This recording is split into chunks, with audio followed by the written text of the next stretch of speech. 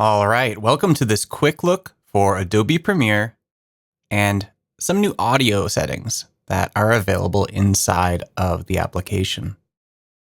So here I have a project, and inside of my sequence, I have some audio along with my video content. How caffeine works its magic on your brain?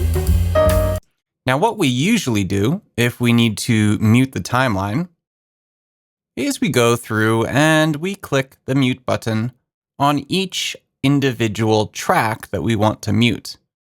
That can be annoying. Sometimes you forget and you play it back, and maybe you unmute one clip, Coffee, the fuel. but you forget to unmute the other one. It's a little messy. So one of the new features is right up here. We've got a little toggle, audio enabled. So right now with our audio enabled, if I play back, How caffeine works its magic on your brain? but if I toggle this on, it changes to be audio muted. And this goes for all audio by default. And we can do this all in one spot without having to deal with individual tracks.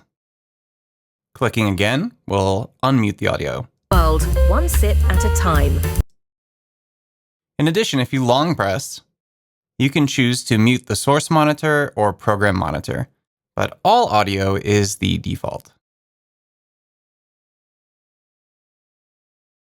Speaking of the source monitor, if I switch over to my source monitor, this is how it normally looks. And if we play back in the source monitor, Magic on your brain? we get the source video. Now, this is a rendering of basically what we have down here. So I wanted to make sure to have both audio and video inside of this particular item. One of the new things is that in addition to dragging video and audio only, we now have this icon to drag both audio and video, which is basically what used to happen if you click and drag from the preview here. But now we have a dedicated button alongside of the dedicated audio and video only buttons, which is kind of nice. Now, if we're going through and trying to define in and out points here, we have to listen to the actual content. However, one of the new features, if we go up to View and Display Mode, we can see that composite video is the default here, but we also can switch to audio waveform. And in that case, it shows us only the audio waveform for this clip, even though the clip does have video. More useful, however, if we go back to display mode, is video and audio waveform split. If we choose this, we get the composite video right here, but beneath it, we also get our audio waveform. Its magic on your brain? Coffee. You can see how useful this would be.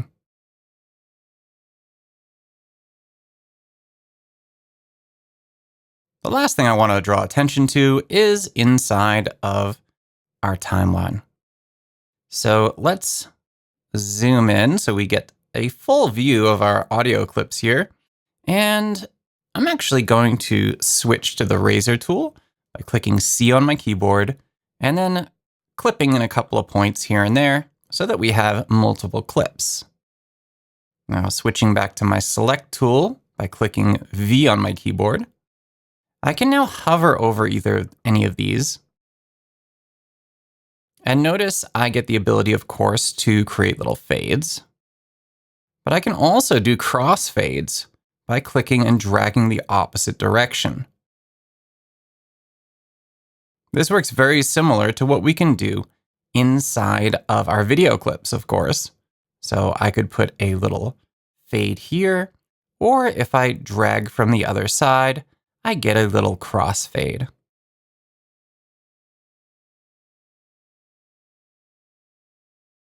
And there we go. I hope this quick look at some audio improvements inside of Adobe Premiere is useful for you.